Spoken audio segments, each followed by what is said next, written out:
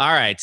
So we got to talk about Cam Newton because that was the big story this week. Lots going around the Cam Newton hot take. You know, if poor Tyler Higbee got overshadowed by Cam Newton this week, barely.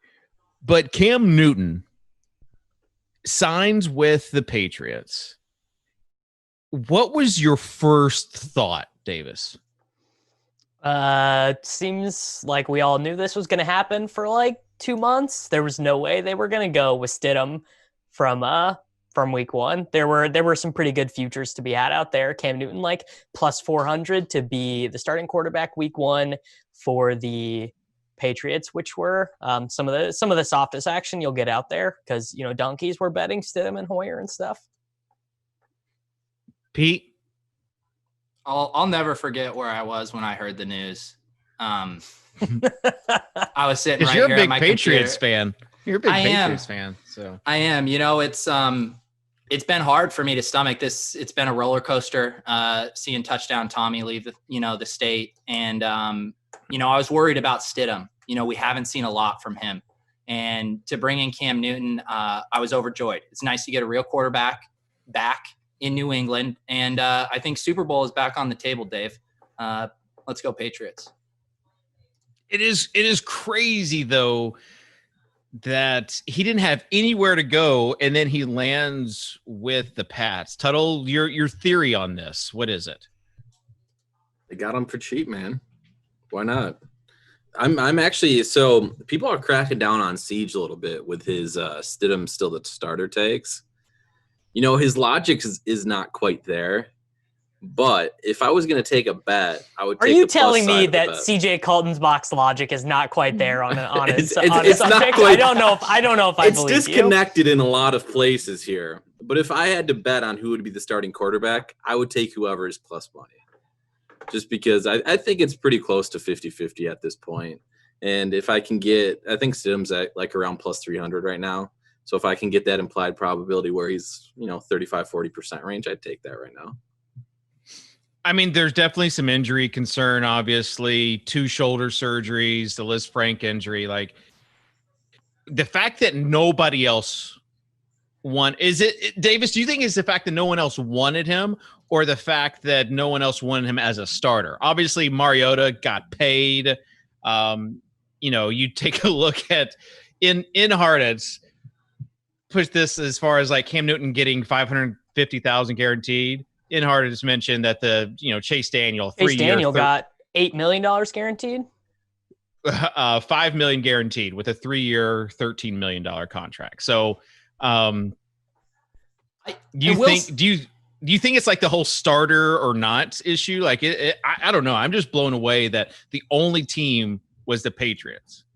I mean, I do think there's a lot of franchises where you can point to the investment they made to how much they're going to commit to it. Like we look at the Texans with David Johnson and what they gave up to get him. And they want to save face and make that trade look like it was better. But the Patriots, more so than any of organization, have shown us that it's a true meritocracy there, that whoever they think is the best is going to play. It does not matter how much money's invested in them. So I'm less looking into how much they gave him as a reason to say he won't be the starter. I'd rather just evaluate it straight up for talent, which I think that's what the Pats are going to do. All right. Yeah, I would imagine that the reason Cam Newton was not signed by a team earlier was we talked about this earlier on the show this offseason, but just there really was a surplus of quarterbacks for the first time that we can remember. Guys who've been starters in the NFL for years, like Andy Dalton, are signing backup deals. The Los Angeles Chargers have 2 guys who are probably starter quality in Tyrod Taylor and Justin Herbert. Jameis Winston took the $1.1 million deal with New Orleans Saints after leading the NFL in passing yards. And then the health stuff with Cam too. It was hard to get Cam Newton to a team facility and take physicals and actually watch him work out when you couldn't fly places, right? Like you literally could not have team workouts. So, and I think probably the Patriots' plan this whole time was to sign a veteran and not go in with Hoyer and Stidham. And I think that I think they would have been fine with Andy Dalton. I think they would have been fine with Jameis. I think they would have been fine with Cam, and they kind of just waited to get the best deal possible, which is what Belichick always does. All right. Do we know for sure Cam did not have any other offers, or are we just assuming that based on how little they paid for him? Well, the Chargers said the Chargers were one of the rumored teams for a while, and they said like we're not interested with Herbert and Tyrod that they were already paying. And once Jameis signed with the Saints, the team that was most irresponsible in the way they treated the quarterback market this offseason, I think, was the Steelers, because we saw they basically have the two worst backup quarterbacks, like might be the 56th and the 58th best quarterbacks in the league in Mason Rudolph and Devlin Hodges, and Ben Roethlisberger is, held together by like masking tape at this point. Them not signing Jameis basically seems terrible. My question is, does Cam sign anywhere else for this contract? I mean, he probably wanted to sign with the Patriots, right? Because he would like to win. What I'm saying. He's not gonna sign a backup QB spot anywhere. This is the one spot he could win a starting job right off the bat. I thought I saw somewhere where Cleveland may have expressed interest but didn't pursue it. But I don't know if I would want that, because Cam might be better than Baker right now. So, all right. Let's assume the next part of this conversation is, right, are we going to have the whole offseason like the Pats are going to use 2 QBs? They're going to have different packages for Cam I've already Newton seen that. instead I've already seen that thrown out. Yeah, I know it's coming. I mean, they're just going to use. All right, so let's assume that Cam is the starter. Would you put him as a top 12 quarterback? So, if you've got a 12-team league, would you put him as one of the starters in that league, or would he be a backup, Davis? I projected him for 14 games, so 90% of the passing attempts and 18% of the rushing attempts for the Patriots, and I have him as QB8 right now with 2 missed games. Wow. But that's assuming that he can run, which last year in the 2 games that he played, he had exactly 1 run. Literally, in 2 games, he ran 1 time. Remember that Thursday night game against the Buccaneers? They had the 4th and goal to win the game, and they called that weird pitch play to McCaffrey on the edge instead of running, the quarterback power or whatever. So, I mean, I think maybe there's a big chance that this projection is wrong. If Cam can't run, he's going to be useless for fantasy, more or less. Isn't that kind of the slogan to your projections? Underneath it just says there's a big chance that these projections are wrong. I mean, if you're using a Bayesian approach, that should be the way you view all projections anyway. So, all right, what format do we prefer Cam in then? Like tournament formats. I think you like him. Best ball. Where's the best ball layup for overtime? No, I know. I was ready for it. If Davis says QB8 though, if Davis says QB8, he's not a best ball guy. He's not going to get drafted anywhere near there. Well, that's what I'm saying. He's already going high. No. Davis could just take him later on. # late round QB. My fill in. The problem with guys like Cam in best ball is guys who have these super wide range of outcomes. You actually like them less in best ball because you can't cut them and replace them.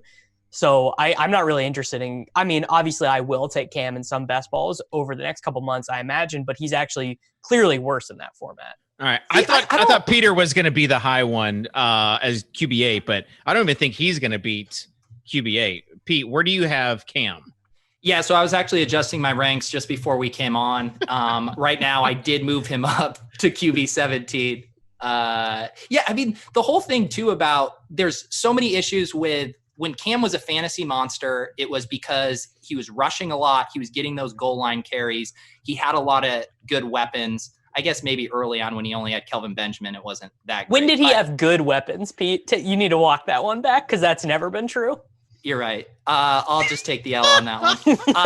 Chris Hogan. Yeah. I guess the Greg Olson, Kelvin Benjamin isn't making any. Like imagine the temper tantrums Brady would have thrown if the Patriots were like, all right, here's Kelvin Benjamin, go throw this guy 120 targets. Yeah. So let's just say he has similar weapons that he's used to. I still think that offense is going to want to be run heavy. We have to wonder, is he going to get utilized around the goal line? I think there's question marks. I think you got to have him outside of your top 15 quarterbacks. You know who's a better Cam Newton than Cam Newton at this point in his career? Who? Ryan Tannehill. Oh, yeah. I mean, I'd take Tannehill over Cam in any drafts. Yes. All right. Davis, do you agree with that?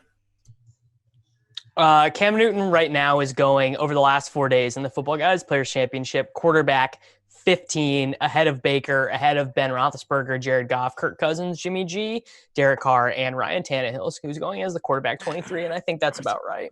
It's because people are fish in that league. All right. Tuttle, where would you have him ranked above Baker and Tannehill? I mean, I hate Ryan Tannehill, so yeah, definitely above Ryan Tannehill. Yeah, Baker's. Yeah, I'll rank him above both of those. But once we start getting to like the Daniel Jones range, give me Daniel Jones, man.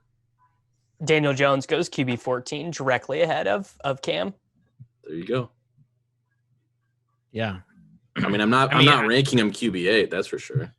I ranked him QB13 when I just did my rankings this morning. And it was funny how people were like, well, N'Keal Harry, stock up, give him a bump. But like, we still don't know what N'Keal Harry really is. Like he's a better stylistic fit than Edelman for sure. Right.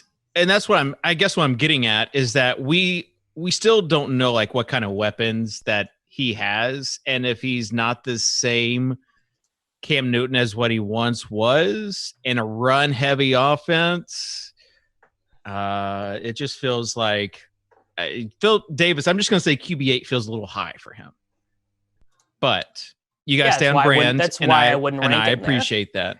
I'm not ranking there. I ranked him QB13, but the projections are not the rankings. What's his ceiling? I mean, the ceiling is he's totally healthy. They have this super run heavy offense, and they use, because Sony is so dust, they just use him as the goal line back every time down there, and he scores like 12 rushing touchdowns or something. But to Tuttle's point about like what the betting markets would be for Stidham versus Cam week 1 starter, if you look at any other quarterbacks that are going to be in, say, your top even 20, maybe top 18, aren't all of them like 95% or higher to be the starter? Week 1. Yeah. So take an injury for them not to. Right. So then to have Cam that high with that much risk to him not even starting, that seems like it should be baked in a little more. I'm just trying to punch up your projections, I agree, bro. man. I agree. All right. You're basically with where you have him projected, you're basically assuming he's 100% starting week 1. So even if you take pessimistic projections and say, or optimistic, I should say, and give him an 80% chance, it's still gonna dock him quite a bit. This show's getting a little too into the spreadsheets for my liking, guys.